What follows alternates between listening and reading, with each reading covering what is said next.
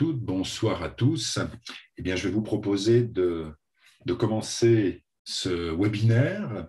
Bienvenue à tous. Je vois de très, très nombreux pays aujourd'hui en Europe, en Amérique du Sud, dans les provinces canadiennes, aux États-Unis, dans plusieurs pays africains, en Asie, en Océanie. Bienvenue à tous pour ce webinaire intitulé « Plaidoyer pour le plaidoyer ». Alors, quelques mots d'introduction. Je ne suis pas sûr qu'il soit nécessaire. Vous savez tous et toutes qu'on ne fait pas la santé des gens contre les gens. La crise du Covid l'a montré, on fait la santé des gens avec les gens. Et qui sont les gens? Les gens, ce sont les personnes, ce sont les groupes, les communautés, et puis ce sont aussi les décideurs. Eh bien, clairement, si l'on veut améliorer la santé de tous et réduire les inégalités de santé, c'est donc avec tous ces gens qu'il nous faut avancer, construire, travailler.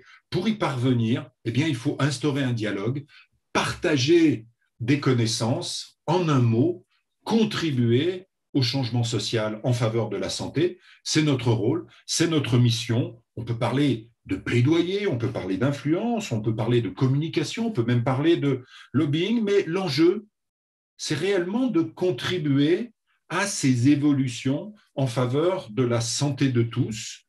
La santé publique, la promotion de la santé ne sont pas des disciplines éloignées de la réalité du monde, elles sont structurellement construites pour influer les modes de vie, les compétences des personnes, les conditions d'existence. Pour autant, vous le savez toutes et tous, eh bien, se positionner, être capable de communiquer, bien articuler ses contributions en matière de plaidoyer en faveur de la santé reste une tâche difficile, du fait de nos positionnements. Certains d'entre nous travaillent dans le secteur associatif, d'autres sont des citoyens engagés, des militants, d'autres travaillent pour des agences d'État, pour des structures académiques. Nous sommes tous positionnés différemment et la question de notre légitimité à intervenir, la manière dont nous pouvons intervenir et le cadre éthique dans lequel nous contribuons au débat public, eh bien, sont des questions majeures. Pour dire les choses simplement, il y a différentes manières d'influencer, il y a différentes manières de faire du plaidoyer. On peut le faire dans un objectif de manipulation, de paternalisme, mais on peut également le faire dans un but d'édification, dans un but d'émancipation des personnes en vue de leur donner une capacité à comprendre et une capacité à prendre des décisions en faveur de la santé. Eh bien, sans doute, pouvons-nous imaginer que le plaidoyer pour les acteurs de la santé publique, c'est ce qui unit et ce qui libère. Ce qui unit, c'est ce qui vise à faire des consensus en faveur de la santé, et ce qui libère, c'est ce qui donne la capacité à chacune, à chacun, de prendre des décisions adéquates en matière de santé. Eh bien, pour parler de tout cela ce soir, mesdames, messieurs, eh bien, nous avons la chance de recevoir 3 experts de très haut niveau. Il s'agit du docteur David Weto, qui est professeur à l'université de Parakou, qui est à la fois responsable du programme de formation de cette université et président du REFIPS depuis déjà de nombreuses années. Je le rappelle, le REFIPS, c'est le réseau francophone international pour la promotion de la santé. Le deuxième intervenant, c'est Monsieur Lagarde, qui est lui, de son côté, ancré à Montréal. Il est professeur associé à l'École de santé publique et vice-président communication à la Fondation Lucie et André Chagnon. Et enfin, la troisième intervenante, c'est Fanny Dagenais, qui est directrice de l'Observatoire des tout-petits, qui est aussi un projet de la Fondation Chagnon au Canada. Et l'ensemble de ces experts ont une très, très, très forte expérience, très grande expérience de nature à nous éclairer en matière de plaidoyer. Alors, je vous rappelle que vous êtes toutes et toutes invités à participer à ce temps qui est un temps de partage, un temps d'échange, en utilisant le petit onglet Q et R, questions et réponses, pour poser vos questions. Nos intervenants y répondront en temps réel pendant la session, mais vous retrouverez également sur le site du REFIPS et sur le site de la chaire les réponses aux questions plus développées par nos experts. N'hésitez pas à utiliser la boîte de conversation qui est située sur le côté pour vos questions, vos remarques. N'oubliez pas aussi vos témoignages, vos expériences, vos idées, vos réflexions. Et enfin, www.bouclab.com/plaidoyer santé pour, là aussi, répondre à nos questions qui permettront de bien vous positionner. Alors, nous avons ouvert et nous allons découvrir maintenant les premiers éléments de vos contributions. Nous avons ouvert les WooClap il y a déjà quelques temps et vous allez pouvoir constater que nous sommes réellement dans une réunion mondiale, puisque à l'écran, vous avez votre répartition. Alors, si vous ne l'avez pas encore fait, allez vite sur www.wooclap.com/plaidoyer santé pour nous indiquer où vous êtes, en Amérique du Nord, en Amérique du Sud, en Afrique, en Europe, en Asie, en Océanie. Et je remercie infiniment tous nos collègues, tous nos amis pour lesquels l'heure de ce webinaire n'est pas tout à fait adaptée. Il est très, très, très, très tôt en Océanie, très tôt en Nouvelle-Zélande, très tôt en Nouvelle-Calédonie, également en Asie. Merci infiniment à tous d'être là. Vous êtes non seulement des participants d'un très grand nombre de pays, mais également d'un grand nombre de domaines. Nous vous avons demandé de vous positionner dans le champ qui est le champ du social, le champ de la santé. Eh bien, comme vous pouvez le voir à l'écran, un certain nombre d'entre vous sont plutôt du côté de la santé communautaire, de l'action sociale de transformation sur le terrain dans la lutte contre les inégalités. D'autres parmi vous sont plus autour de l'éducation à la santé, de la prévention, de l'accès aux soins. Et enfin, un grand nombre d'entre vous sont dans le domaine de la promotion de la santé, autour de l'approche milieu, autour des démarches qui visent à développer le pouvoir d'agir des personnes en matière de santé. Dans tous les cas, vous êtes nombreux à avoir insisté sur le fait que vous travaillez avec des publics vulnérables. Eh bien, il nous faut maintenant rentrer dans le vif du sujet, aborder la problématique qui est une problématique bien évidemment complexe, qui est celle de l'enjeu du plaidoyer pour la santé publique. Alors, je voudrais m'adresser à notre président, au président du REFIPS, donc le professeur David Weto, pour lui demander, à son avis, en quoi le plaidoyer est une compétence décisive et nécessaire en santé publique, finalement, quelque chose qui n'est pas en périphérie, la communication comme un supplément d'âme, mais bien, cher David, comme étant au cœur de ce qui est l'identité même de la santé publique. David? Bonjour Didier, merci beaucoup et bonsoir, bon après-midi à tous nos invités. Et c'est véritablement un grand plaisir pour moi de pouvoir prendre la parole à une occasion aussi solennelle parce que si, de mon point de vue, nous devons vivre en tant qu'acteurs, actrices de la santé, c'est bien parce que nous avons la possibilité de montrer tous les jours que la santé est l'affaire de tout le monde. Et il n'y a pas mieux que nous pour le savoir et pour partager la chose, de tendre la main à tout le monde autour de nous pour que la santé soit.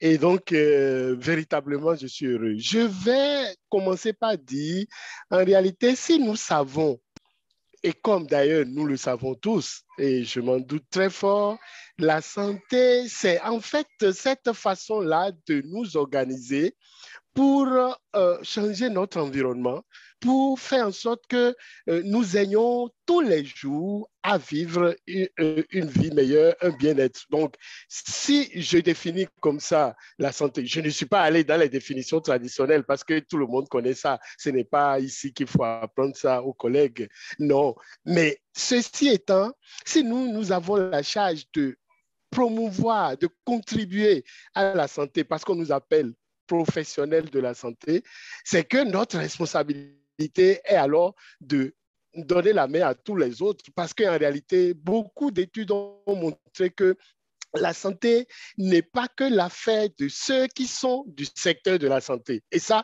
la vie de tous les jours, nous l'avons. Et nous sommes en train de parcourir une période difficile de crise sanitaire qui n'est venue que confirmer la chose que ben, si nous voulons donner la santé, attention, il faut que nous soyons main dans la main avec tous ceux qui sont concernés parce que nous ne pouvons pas faire leur bonheur sans eux. Et donc, pour ce faire, notre responsabilité alors, parce que nous avons été formés à la chose, nous connaissons davantage un certain nombre de rouages que les autres ne savent pas. Je donne un exemple.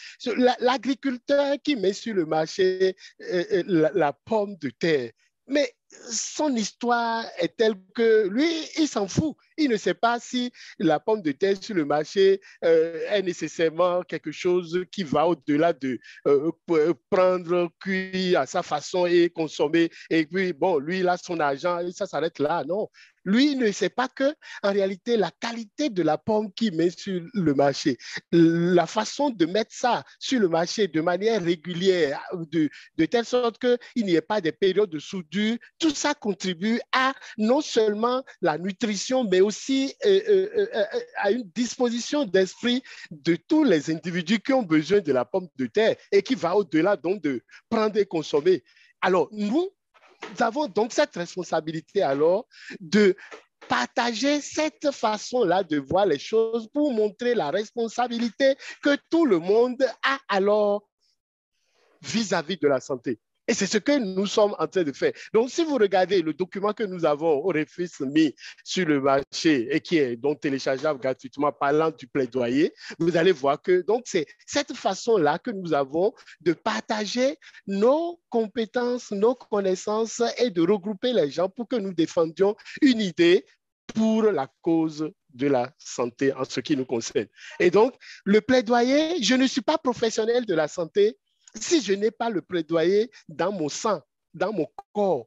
Le principal élément donc qui va me faire mouvoir, c'est que je suis conscient de ce que la santé va au-delà de moi et dont mon prochain est concerné. Donc, je dois alors tous les jours que Dieu fait contribuer à ce qu'il soit avec moi pour que nous donnions le résultat. On me demande à moi, professionnel de la santé, le résultat de la santé, mais en réalité, les études ont montré 90% pour des systèmes sanitaires bien rompus à la tâche, bien équipés. 90% donc viennent du dehors du secteur de la santé. Donc, j'ai la responsabilité, et c'est ça, je pense, qui est la première responsabilité d'un professionnel de la santé, c'est de savoir coordonner l'action des autres secteurs afin de donner la santé et véritablement la santé. Nous savons tous faire la part des choses. La santé n'est pas égale à la médecine. La médecine va contribuer à la santé. Mais pendant longtemps et longtemps et longtemps, on a dû donner la prééminence à la médecine et on se rend compte maintenant qu'on s'est trompé. On s'est bien trompé. Et donc, il nous faut, pour être professionnel, avoir donc cet élément-là important de savoir que j'ai besoin des autres. Je dois leur faire comprendre que leur rôle est fondamental pour donner la santé. Merci beaucoup, Didier. Merci beaucoup, Monsieur le Président. Merci beaucoup, cher David, pour ce plaidoyer, pour le plaidoyer. Et oui, c'est le cœur de la mission. Ceux qui font de la santé publique, c'est réellement de l'ordre du politique, comme vient de nous le dire le président, autour de l'aménagement des milieux, autour des personnes, autour de la façon de développer leurs compétences. Il ne s'agit donc pas, si nous vous avons bien compris, d'un supplément d'âme, mais quelque chose qui doit être au cœur des compétences de l'ensemble des professionnels de la santé, mais aussi de l'éducation et du social. Alors, de nombreuses questions nous sont posées dans bien les différents outils. David Weto, en quelques mots, lorsque vous parlez de plaidoyer, vous pensez à quel public? Est-ce que c'est en direction des décideurs? Est-ce que c'est en direction de la population générale? Est-ce que c'est en direction des professionnels? Quelles sont pour vous les différentes cibles d'un travail de plaidoyer pour les promoteurs de la santé? David Weto, à vous. Merci beaucoup. Ça, c'est une très belle question. En réalité, le plaidoyer pour la santé se doit de se diriger vers toutes les échelles de la société. C'est-à-dire, d'abord et avant tout, au niveau communautaire. Vous avez vu qu'avec la pandémie de la COVID-19, il y a plein de choses que vous ne pouvez pas faire malgré que vous êtes en haut de l'échelle politique, vous ne pouvez pas faire si vous n'avez pas mis à bord les populations, comme on dit dans l'autre langue, grassroots level. Donc, déjà qui sont en bas complètement. Ça veut dire que le plaidoyer va être si positionné à tous les niveaux, au niveau politique, au niveau régional, local et communautaire.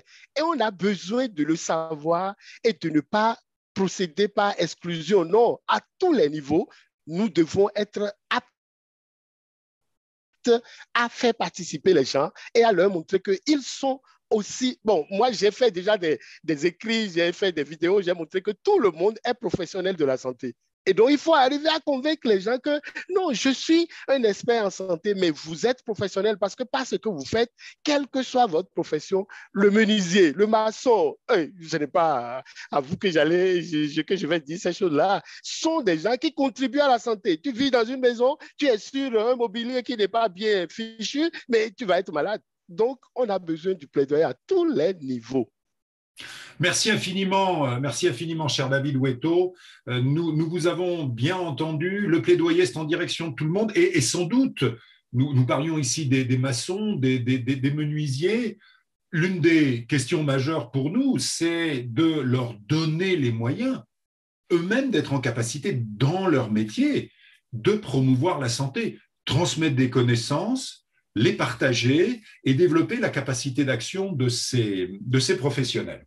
Merci beaucoup. Alors, je voudrais maintenant m'adresser donc à Monsieur François Lagarde. François Lagarde, nous avons, via le sondage WooClap, interrogé les participants au webinaire en ce qui concernait leur vision du plaidoyer, en ce qui concernait leur façon de se positionner, et on a bien perçu dans l'esprit de ce que David Weto vient de nous donner. Valérie Vassenko va partager maintenant ces données, et je vous invite, François Lagarde, à en faire une analyse, simplement pour faire retour à nos participants de ce qu'ils ont dit, de leur contribution, et je rappelle que chacune est invité à partager ses expériences, à poser des questions via les différents outils. Monsieur Lagarde, à vous, la communication et le plaidoyer dans votre exercice professionnel, qu'est-ce que nous ont dit les participants? Alors, bonsoir, bonjour tout le monde. Alors, la première question qui est à l'écran, c'est le sentiment de liberté en matière de plaidoyer. Et le score est assez élevé, 7,2. En fait, il est plus élevé que je croyais qu'il allait être. Évidemment, la liberté des instances de santé publique, les instances publiques de santé publique, il y a quand même des contraintes, il y a des balises, il y a des dynamiques administratives et politiques à respecter, mais il y a une aire de jeu qui varie d'une culture politique à une autre, d'un pays à un autre, on en convient, mais il y a une aire de jeu. Il faut être conscient que l'aire de jeu est balisée, mais il faut être assez malin pour savoir manœuvrer dans cette aire de jeu-là. Donc, si je vous entends bien, François Lagarde, un élément que nous apprend ce sondage, eh bien, c'est que finalement, le public, les participants qui sont là aujourd'hui avec nous, ont conscience qu'il y a un terrain de jeu qui est à eux et qu'ils se sentent prêts, libres à aborder. C'est bien ça, mais François Lagarde, se sent-il compétent? Alors, un peu moins, 6,4, mais la compétence, ça se développe. Alors, c'est plus facile à faire évoluer que des balises imposées. Et le taux de participation au webinaire aujourd'hui nous montre une volonté de développer ces compétences-là. Donc, je suis assez rassuré malgré le score de 6,4. Merci beaucoup. Et dernier élément à commenter, j'ai abordé dès l'introduction les questions éthiques liées à nos positionnements, à notre légitimité. Un score de 7,1 en termes de perception de la légitimité par les participants qui sont là aujourd'hui, nos collègues, amis, partenaires de tous les continents. Quelle réflexion cela vous impose-t-il, cette problématique de la légitimité? Est-ce que c'est ma place? Est-ce que c'est mon droit? Est-ce que je suis au bon endroit? Alors, 7,1, c'est bien. Je pense que les gens se sentent légitimes. Je pense qu'il faut quand même se garder une certaine gêne, et qui est peut-être reconnue dans le 3.9 qui ne permet pas d'atteindre 10, ce qui est peut-être bien.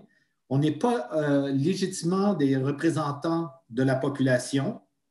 On représente un groupe de professionnels qui intervenons dans un processus politique dont le mandat peut être de développer la capacité des citoyens à se manifester dans ce processus, mais aussi comme instance et comme expert de certains enjeux, on peut légitimement intervenir. Donc, je pense que le 7.1 est cet équilibre entre le sentiment de pouvoir agir, mais de ne pas être représentatif de toutes les parties prenantes.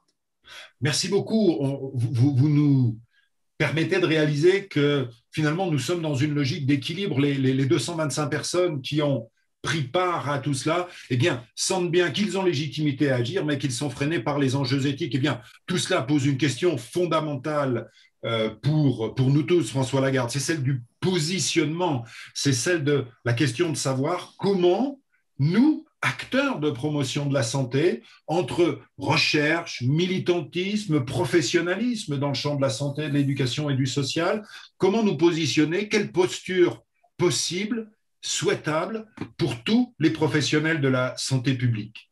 François Lagarde, c'est à vous. Alors, veuillez me confirmer que vous voyez bien le... C'est absolument parfait. Alors, cette diapo va être sur le site du webinaire. Ça résume ce que j'ai à vous partager. Encore une fois, ce n'est pas une recommandation imposée, c'est un repère pour votre réflexion. Alors, la posture, le positionnement, le cadrage de votre organisation ou de vous-même comme professionnel, c'est la place que vous voulez occuper dans la tête des gens. C'est la réputation, c'est la personnalité qu'on constatera dans votre façon d'interagir avec les citoyens, les décideurs, les parties prenantes. Et pour avoir conseillé plusieurs instances à différents paliers dans différents pays, si j'avais à résumer le spectre des possibles en termes de posture, alors ce qui est rouge, c'est ce que je ne vous recommande pas, c'est-à-dire de vous camper dans une réserve totale, celle parfois des chercheurs ou les gens en recherche fondamentale qui, par besoin, se gardent toujours une réserve, mais quand on est dans la sphère du plaidoyer, il faut se commettre un peu plus. Se commettre ne veut pas dire de devenir partisan dans le sens même politique du terme. Le militant, ça nous en prend des militants dans la société civile, mais le professionnel de santé publique doit savoir s'arrêter dans ce type d'engagement-là parce qu'on pourrait croire qu'il biaise ses communications, sa connaissance en fonction d'un objectif partisan. Alors, toujours dangereux de traverser cette frontière-là. Maintenant, si vous voyez à l'écran, ce qui ne veut pas dire que les instances et les professionnels de santé publique ne doivent pas être en relation avec les chercheurs et en relation avec les militants. En fait, les professionnels de la santé publique devraient être en contact avec les deux, notamment les militants, parce que les militants ont un rôle à jouer dans la bascule politique très souvent. Ceci étant, la posture, le spectre que je recommande souvent, c'est on est très confortable en santé publique autour de la surveillance. Et on se positionne très souvent comme des dépositaires de données objectives sur l'état de santé, par exemple. C'est bien, mais ce n'est pas suffisant. C'est souvent perçu comme un espace assez confortable, assez passif, nécessaire, mais je vous encourage, en fait, de façon peut-être provocatrice, mais de ne pas juste faire de la veille, mais faire aussi de l'éveil. C'est bien de surveiller, mais le rôle de la santé publique, parfois, en plaidoyer, est d'éveiller, éveiller sur des enjeux et préférablement, ou en tout cas à vous de considérer, mais si j'avais à qualifier votre rôle d'éveil, vous seriez perçus comme des diffuseurs, des vulgarisateurs, des animateurs de la donnée ou des enjeux de façon proactive, tout en maintenant la rigueur scientifique qui est la vôtre. Et vous seriez perçus comme étant des gens éclairants sur ces enjeux-là, capables d'expliquer simplement. Vous seriez aussi des animateurs en vue d'une appropriation des données et d'une reconnaissance des enjeux. Vous allez aller au-devant des gens avec les enjeux, avec vos données, les faire parler, les partager en vue d'une appropriation. Et là, en faisant écho à ce que David a dit tantôt, toute une série d'auditoires, des citoyens, des parties prenantes, des leaders d'opinion, pas nécessairement ceux habituellement connus pour leur engagement dans le domaine de la santé, mais dans d'autres sphères d'activité, dans les médias traditionnels et les médias sociaux ou nouveaux médias, et bien sûr les décideurs, et non seulement au palier politique, mais on sait très bien qu'au niveau administratif, ces gens-là prennent beaucoup de décisions et on doit aussi, toujours une bonne idée d'informer le politique et l'administratif, et dans le politique, ne jamais sous-estimer les conseillers politiques aux décideurs politiques. Bon, on est souvent des porteurs d'enjeux, mais il ne faut pas être seulement des marchands de problèmes, il faut être des marchands de solutions. Alors, le jour qu'un enjeu est reconnu, les gens basculent. Alors, on fait quoi? Alors, on va vous connaître pour votre expertise autour des solutions. Vous allez être perçus comme des partenaires dans l'identification des solutions et dans la mise en œuvre des solutions. On va vous connaître comme étant des gens compétents, disponibles et agiles. Vous allez être là pas seulement quand vous avez besoin des autres, vous allez être là quand les autres ont besoin de vous. Vous allez valoriser différents types de savoirs. Le savoir scientifique, bien sûr, mais Fanny Dagenet va aborder la diversité des savoirs qui sont valorisés aussi dans la sphère politique. Vous n'allez pas prétendre représenter les citoyens, mais vous allez être à leur écoute et on va sentir que vous êtes ancrés, branchés sur leur réalité et leurs besoins et leurs aspirations. Et là, je l'ai mis en caractère gras, vous allez être porteur de solutions, vous allez être un courtier de solutions et on va connaître vos solutions, vous allez être connu pour avancer des solutions documentées, éprouvées, adaptées à la situation de votre collectivité, réalistes dans le temps, dans les budgets, dans les ressources et mobilisatrices. Évidemment, qui ont la capacité de mobiliser les citoyens, les parties prenantes, les personnes influentes, les groupes influents, les premiers intéressés, etc. Puis je dirais que vous allez être mobilisateur, mais vous acceptez aussi d'être mobilisé. Donc, vous êtes prêt à entrer en dialogue avec divers acteurs qui ne sont pas vos collègues habituels et à participer à la mise en œuvre, pas juste à la revendication de solutions. Et vous allez avoir l'humilité, l'ouverture de reconnaître que la décision politique va découler de considérations qui ne sont pas seulement des considérations de santé publique. Donc, vous n'allez pas braquer le décideur qu'avec un argumentaire de santé publique, c'est-à-dire que vous êtes porteur d'une perspective de santé publique, mais vous comprenez, vous convenez que le décideur doit aussi tenir compte d'autres considérations. Là-dessus, il y a un livre assez extraordinaire, The Honest Broker, que je recommande. Alors, vous avez, et je termine là-dessus, sur le diapo avec des liens qui seront là lorsque vous allez consulter cette diapo. Surveillez votre décision si vous voulez creuser la façon de devenir plus proactif et optimaux en matière de diffusion de vos données de surveillance. C'est un produit québécois. Un guide de plaidoyer qui a été rédigé par Sarah Chaput, collègue, bonjour, et des liens à un article que j'ai publié avec des collègues, dont Fanny, assez pratique dans une publication canadienne. Il y a un site pour rallier. Il y a le Centre de collaboration nationale sur les politiques publiques et la santé au Québec qui produit beaucoup de très bons documents sur le plaidoyer, et le lien au fameux livre The Honest Broker, qui a été rédigé pour des gens qui sont dans la recherche, mais de façon à les amener à être plus influents dans la sphère des politiques publiques. Voilà. Merci infiniment pour cette présentation extrêmement éclairante. Et puis, je crois un tableau, à beaucoup de participants nous ont demandé où trouver ce tableau. Donc, il sera sur le site de la chaire UNESCO et du REFIPS, hein, sur les pages dédiées au webinaire, ainsi que la référence du livre. J'invite d'ailleurs François Lagarde à directement rédiger la référence de l'ouvrage dans la boîte de conversation.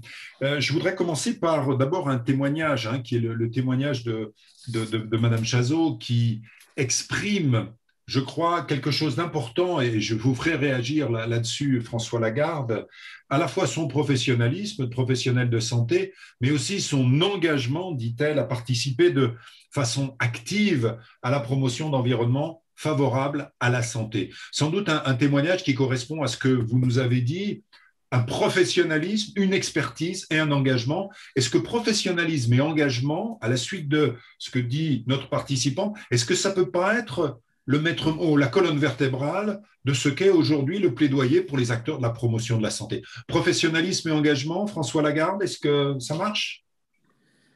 Et ça marche, et là aussi, il y aura toujours une balise. Cet engagement, s'il déborde vers le militantisme partisan, ça devient problématique. Mais l'engagement de sentir qui se constate par votre disponibilité, votre enthousiasme, votre capacité à mobiliser et à être mobilisé.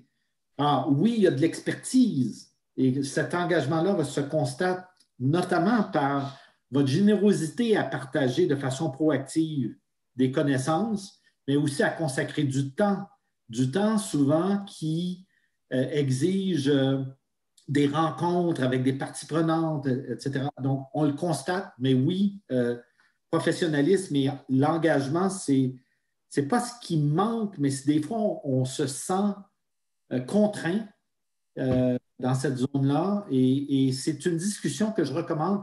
Toute instance de santé publique devrait avoir une discussion sur ce que veut dire l'engagement, comment c'est balisé, parce qu'on définit ça souvent par l'absurde, qu'est-ce qu'on ne peut pas faire, mais on devrait aussi définir cette aire de jeu qu'on parlait tantôt, puis explicitement définir comment ça se concrétise dans le quotidien d'un professionnel dans une instance de santé publique, et de dédouaner des zones de jeu et de bien baliser aussi, parce que j'ai eu à conseiller des organisations avec des personnes qui voulaient être militants de façon débordante. Et il fallait aussi les contrôler, entre guillemets, les baliser, leur expliquer pourquoi, s'ils veulent jouer ça, peut-être que ce n'est pas dans une instance publique de santé publique, et qu'il faut aller dans le milieu associatif. Bien, merci beaucoup, François Lagarde, car cela renvoie directement à la remarque. Je me fais l'écho de ce qu'indiquait Madame Petitjean dans la chatbox. Je cite ce qu'elle indiquait. C'est tout à fait possible d'être militant et de rester dans l'éveil et l'expertise. Et la question qui venait, François Lagarde, était liée aux institutions elles-mêmes. Quand on travaille dans une agence d'État, quand on travaille dans une association qui, par exemple, travaille à la lutte contre l'habitat insalubre et à la promotion de la santé environnementale, est-ce que cette balance entre notre engagement et notre professionnalisme ne se règle-t-elle pas de manière différente?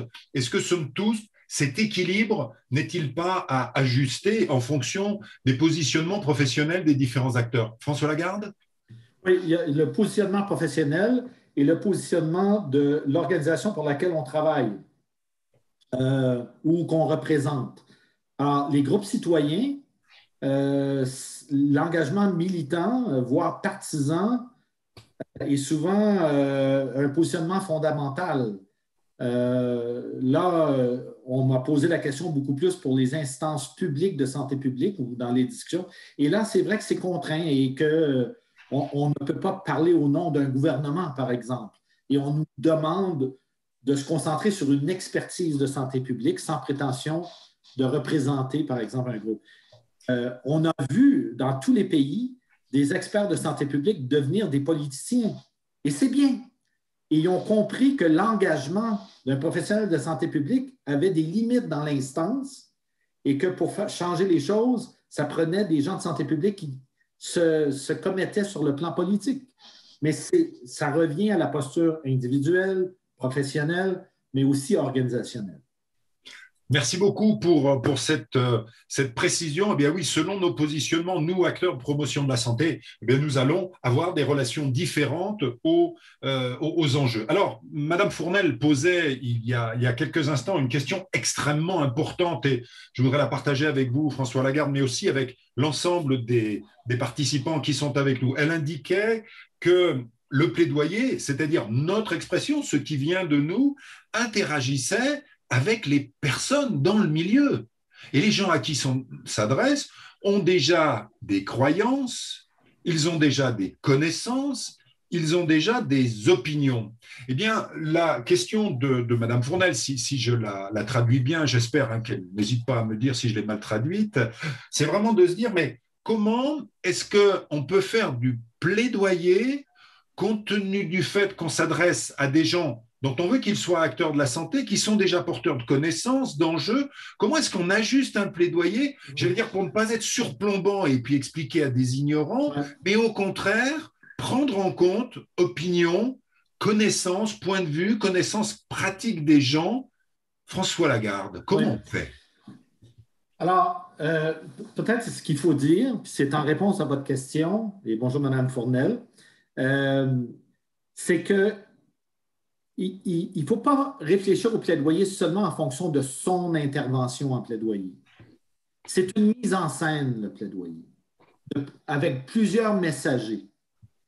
Et parfois, la source d'une action de plaidoyer, sa plus grande force, c'est qu'elle est réalisée par une coalition, par un collectif.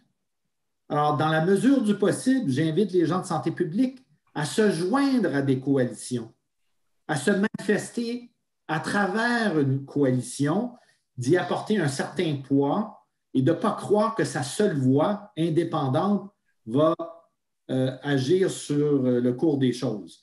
Alors, et c'est une façon de se faire influencer nous-mêmes par les voix citoyennes notamment, qui sont hyper importantes en plaidoyer. Et c'est aussi une façon de contribuer au développement de la capacité, au renforcement de l'influence d'autres acteurs. Et c'est ça, ultimement, qui va nous permettre d'atteindre l'objectif qui est, à la fin, transformationnel en termes de politique publique. Est-ce que l'un des mots-clés, je me fais l'écho, je résume, pardon, parce que vu le nombre de questions qu'on reçoit, c'est un petit peu difficile, mais est-ce qu'un mot-clé ne pourrait pas être citoyenneté? Quelqu'un posait la question de savoir ce que voulait dire être militant. Le militant, c'est une personne qui s'engage pour le bien commun au sein d'une organisation. Est-ce qu'on peut parler de dimension citoyenne de l'activité des acteurs de santé publique, quel que soit leur milieu? Est-ce qu'on peut parler de dimension citoyenne? C'est-à-dire que si vous me posez la question pour le professionnel de santé publique, dans l'exercice de sa fonction de santé publique, surtout dans une instance de santé publique, il y aura toujours une limite à se comporter comme un citoyen dans le cadre de son travail. Donc, il y a une nuance à apporter et c'est là qu'en général, lorsqu'un intervenant de santé publique dans une instance publique de santé publique ne peut pas oublier qu'il représente aussi l'instance. Il n'est pas juste un citoyen libre, penseur, indépendant. Ce qui n'empêche pas... Alors ça, il y a un choix à faire personnel, éthique, à se dire... Je peux influencer mon organisation, je peux aider mon organisation à agir en plaidoyer, mais si je veux... dans mon tableau, il ne faut pas oublier que j'ai joint à militantisme la partisanerie. Mais être militant, dans le sens pur du terme, j'espère que tout le monde est militant de la santé. Les 850 aujourd'hui, là, on est militant de la santé publique. Mais est-ce qu'on devient partisan? C'est là que je tire la ligne. Et on ne peut pas confondre toujours le lien de l'expert avec le citoyen. On est tous des citoyens, mais dans notre rôle de santé publique, il y a une nuance. Merci beaucoup. C'est extrêmement clair, hein, la question de l'organisation auquel nous appartenons dans ses diverses modalités, puis notre comportement individuel. Je voudrais terminer, avant de passer la parole à la prochaine intervenante, avec un exemple et recueillir votre point de vue. Beaucoup d'entre vous savent, alors on a plutôt des exemples québécois et africains aujourd'hui, donc en Europe aujourd'hui, il y a un grand débat autour de ce que l'on appelle le Nutri-Score, c'est-à-dire le fait que sur chaque aliment vendu, eh bien, il y ait un sigle à 5 couleurs qui permet d'identifier la qualité nutritionnelle des aliments.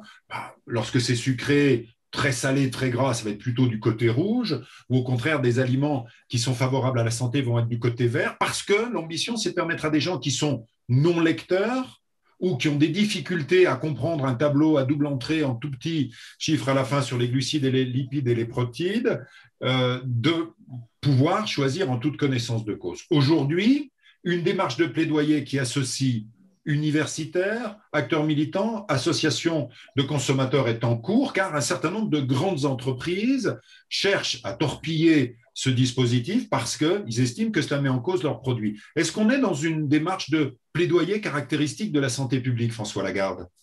On pourrait le considérer comme ça, et de la manière que vous décrivez le cas, c'est une coalition sans être une coalition. Il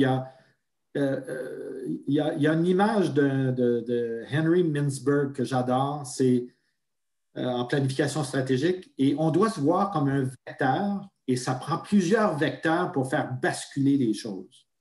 Donc, on rame dans le même sens, alors, et on exerce une influence, c'est ça le plaidoyer. On n'a pas la prétention qu'on puisse atteindre un objectif seul, mais on est un vecteur. Et quand on convient de façon explicite avec d'autres vecteurs de l'orientation de l'action, on a plus de chances d'avoir du succès.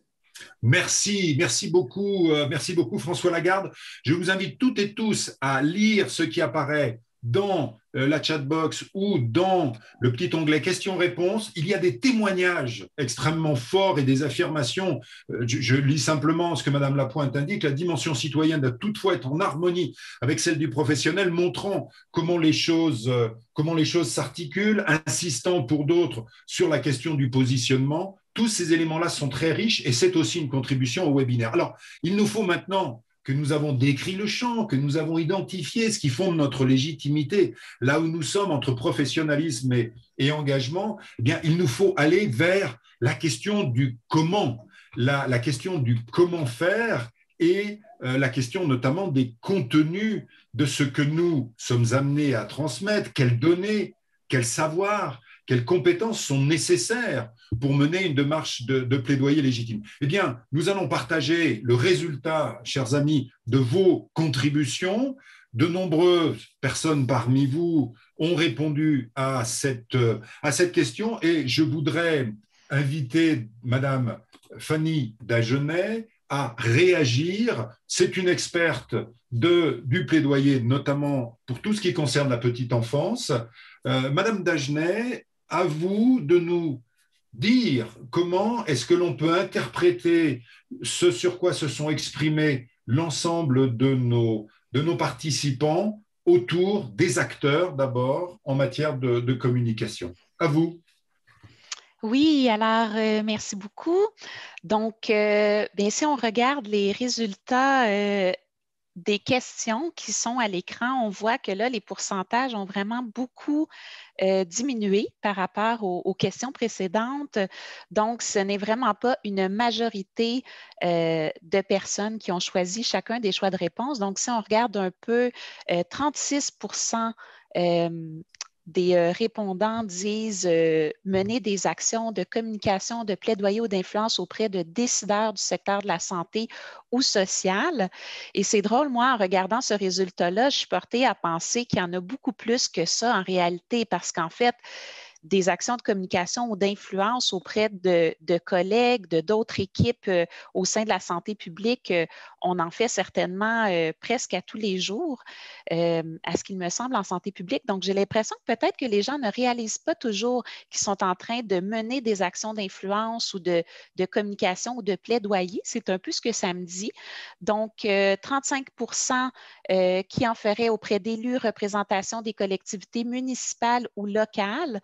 Donc, ça, c'est quelque chose qu'on voit de plus en plus au Québec, ce souhait-là des acteurs de santé publique d'être en dialogue avec les acteurs municipaux pour pouvoir travailler ensemble pour améliorer la collectivité. Donc, c'est peut-être un chiffre qui sera amené à augmenter au cours des prochaines années, du moins au Québec. Je ne sais pas ce qu'il en est en France. Et on voit par contre que 74%, donc ça c'est quand même une bonne majorité, interviennent auprès de professionnels des secteurs de la santé, du secteur social ou de l'éducation. Et, ah oui, donc je viens de réaliser ma petite erreur du début. Donc, au début, le premier élément, c'était des décideurs. Alors, les gens le font davantage auprès de pairs, mais moins auprès de ceux qui prennent les décisions. Et donc, 37% seulement auprès de communautés, militants associatifs, populations civiles. Donc, je pense qu'un peu en cohérence avec les autres réponses qui ont été données aux questions précédentes, bien, il y a encore de la place pour que les acteurs de santé publique exercent davantage de plaidoyer, d'actions d'influence. Et à mon humble avis, c'est quelque chose dont on a besoin parce qu'actuellement, le débat dans l'espace public, c'est surtout un débat d'opinion. Et lorsqu'on a des experts qui viennent injecter, que ce soit des savoirs scientifiques ou des savoirs expérientiels, des réalités terrain dans ce débat-là, bien ça ne peut pas faire autrement que de l'élever et de faire en sorte qu'on a plus de chances qu'il mène à l'adoption de mesures qui sont réellement profitables pour la communauté. Alors, moi, évidemment, j'espère voir ces chiffres-là augmenter là, au cours des prochaines années.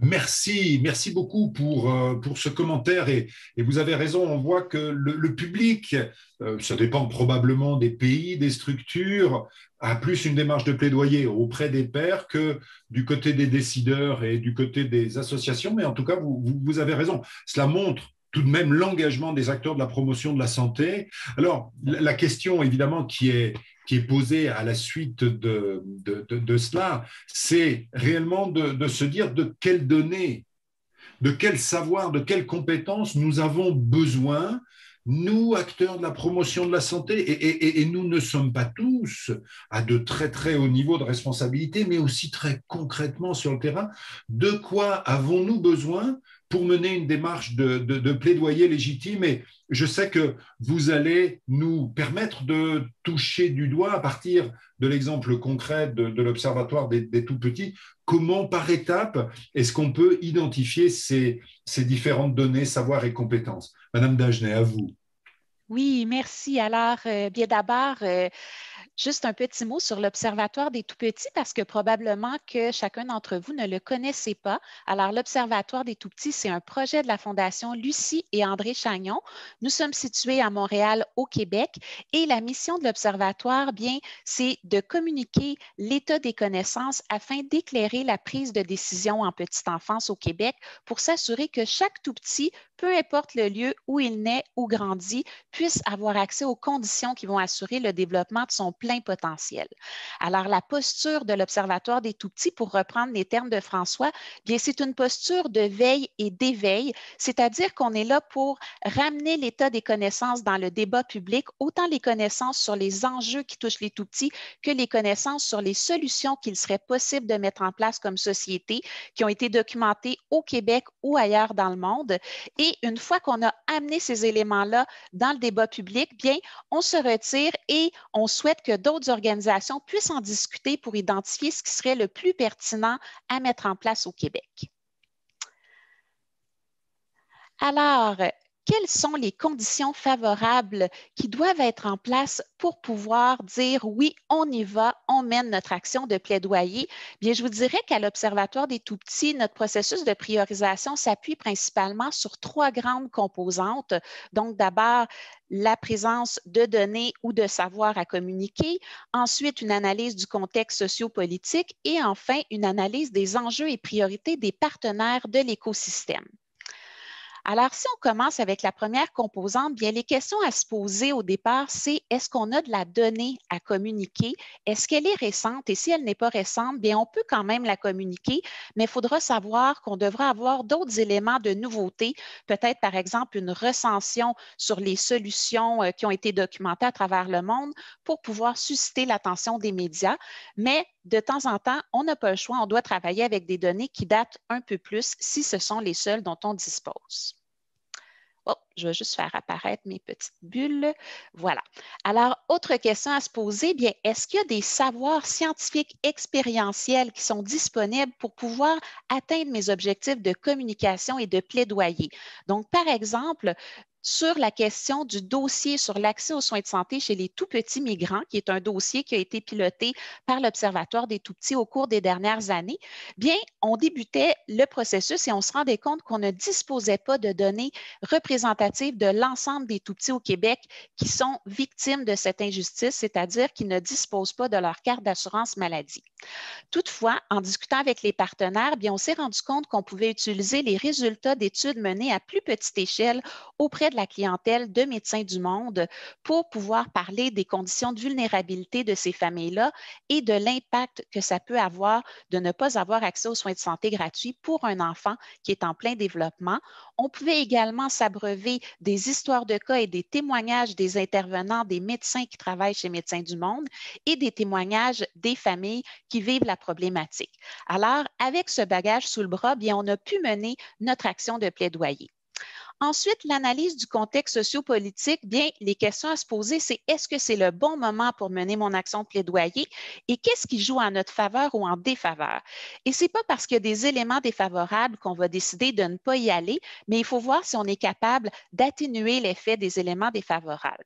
Dans notre cas, un gros problème était que la majorité des citoyens québécois ignoraient l'enjeu, c'est-à-dire que les Québécois supposaient que tous les enfants qui vivent au Québec avaient accès à leur carte d'assurance maladie et se faisaient soigner gratuitement, ce qui n'était pas le cas.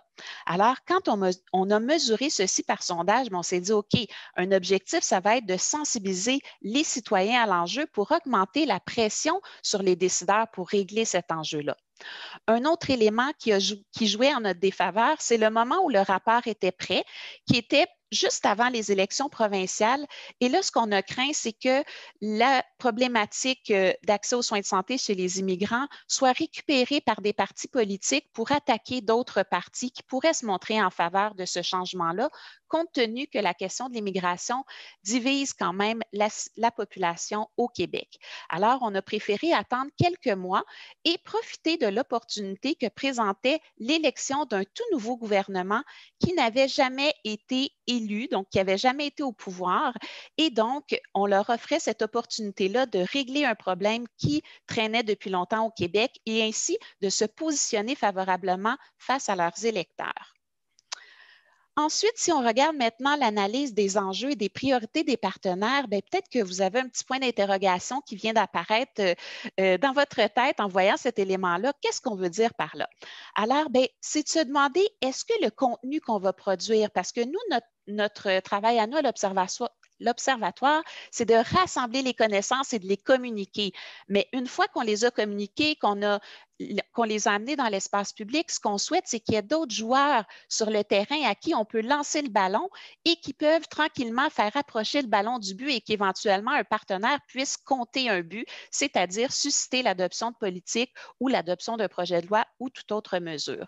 Donc, est-ce que certains partenaires allaient être intéressés à attraper le ballon? Est-ce qu'on était capable d'en mobiliser de nouveau, d'amener d'autres joueurs sur le terrain de soccer pour qu'on puisse être plusieurs à se passer le ballon puis à essayer de l'approcher du but? Donc, c'était les questions auxquelles on devait répondre.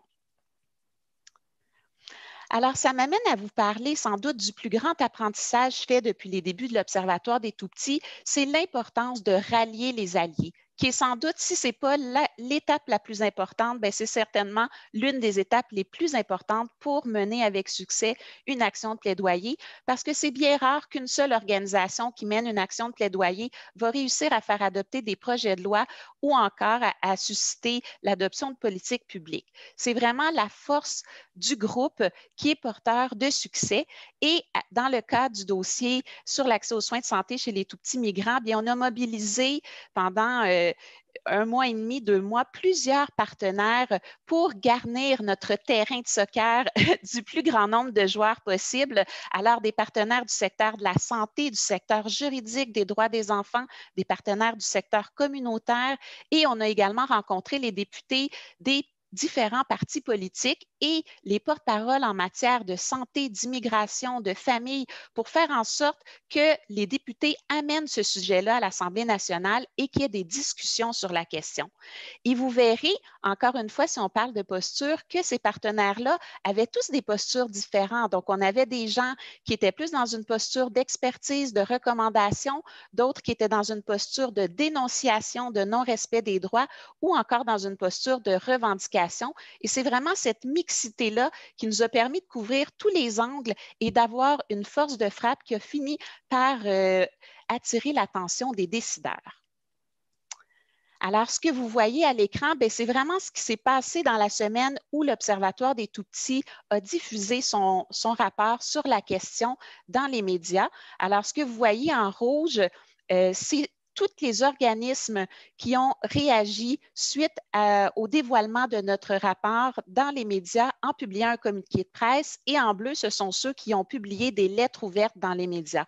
Alors, vous voyez que les organismes qui ont été mobilisés ont participé à la sortie médiatique et que grâce à eux, nous avons réussi à occuper l'espace public dans les médias pendant plus d'une semaine. Donc, ça s'est vraiment prolongé jusqu'au lundi suivant avec une dernière lettre ouverte qui a été publiée par un collectif d'avocats en droit des enfants. Donc, vraiment, en relations publiques, on se dit que quand on est dans les médias pendant plus de 2 jours, on a une chance que les gens se rappellent de notre enjeu. Là, on a été dans les médias pendant un peu plus d'une semaine, donc c'était vraiment un bon coup. Et pendant la semaine, la ministre de la Santé a annoncé qu'elle allait mettre en place un comité interministériel pour régler la question. Dans les mois qui ont suivi, il y a des organismes qui étaient sortis publiquement, qui ont continué de faire des suivis auprès des cabinets des ministres pour voir où en était le dossier. Et lorsqu'il y a eu la consultation sur le projet de loi, plusieurs d'entre eux ont participé à la consultation, ont commenté le projet de loi. Et cet été, donc 2 ans plus tard, c'est sûr qu'il faut s'armer de patience, mais 2 ans plus tard, le projet de loi a été adopté et donc tous les enfants maintenant au Québec ont accès aux soins de santé gratuits pour leur permettre d'être en bonne santé. Alors, vraiment, pour moi, ça, c'est un grand apprentissage. Le fait de faire des actions de plaidoyer, ça demande une capacité à mobiliser, à rallier les alliés, puis il ne faut pas sous-estimer le temps qu'on doit accorder à cette étape-là parce qu'elle est très, très payante. Et évidemment, si on veut faire du plaidoyer en s'appuyant sur des contenus scientifiques, on doit aussi apprendre à gérer l'inévitable tension entre la science et la communication.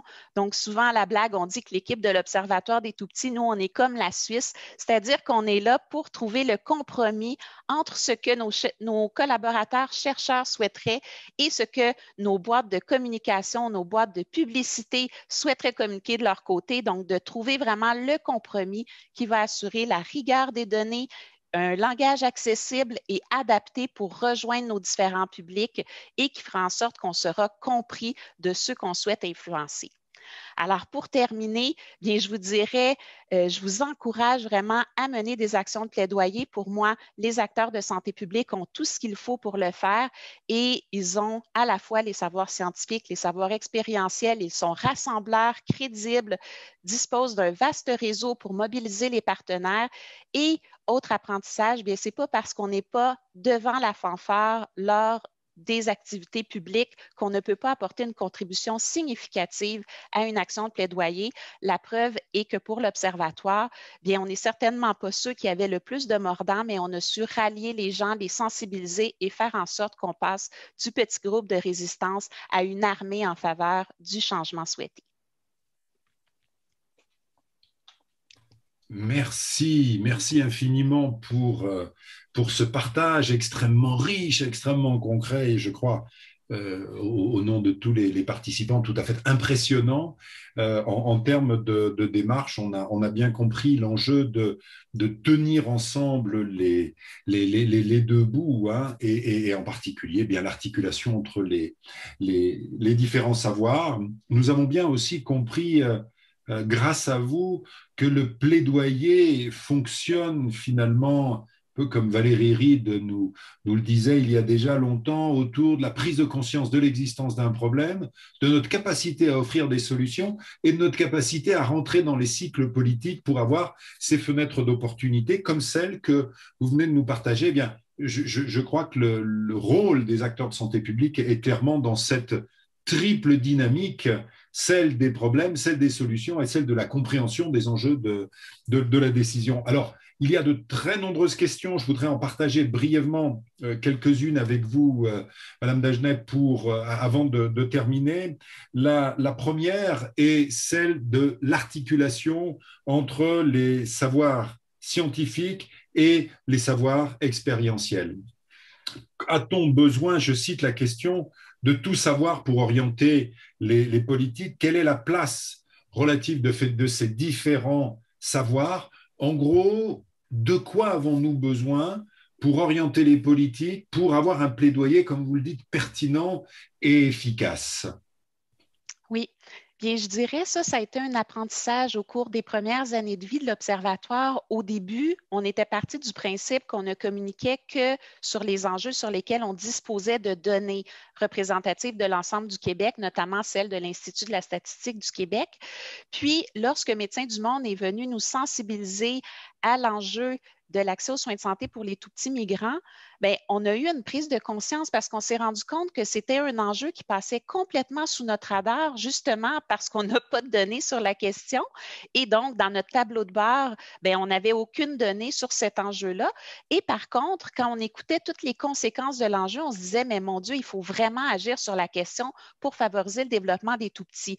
Donc, c'est là qu'on a relevé pour la première fois le défi de communiquer sans données représentatives de l'ensemble du Québec. Et vraiment, ça a été un succès. Donc, pour moi, la conclusion, c'est qu'il ne faut pas sous-estimer l'impact que peuvent avoir également les études menées à plus petite échelle qui peuvent nous permettre de communiquer des réalités, les histoires de cas, l'expérience vécue sur le terrain par les professionnels, évidemment, des cas de famille également qui ont su nous permettre de monter un argumentaire qui a été très percutant autant auprès des citoyens que dans les médias et auprès des élus.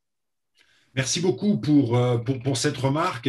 Effectivement, les données scientifiques, ce ne sont pas que des données épidémiologiques issues des grandes études, mais ce peut être aussi l'exemple que vous nous donnez ici, des études à plus petite échelle, des études ethnographiques, anthropologiques, tout ce qui va nous permettre de connaître la réalité des gens. Et vous l'avez très bien dit, la réalité vécue, pas seulement la réalité théorique.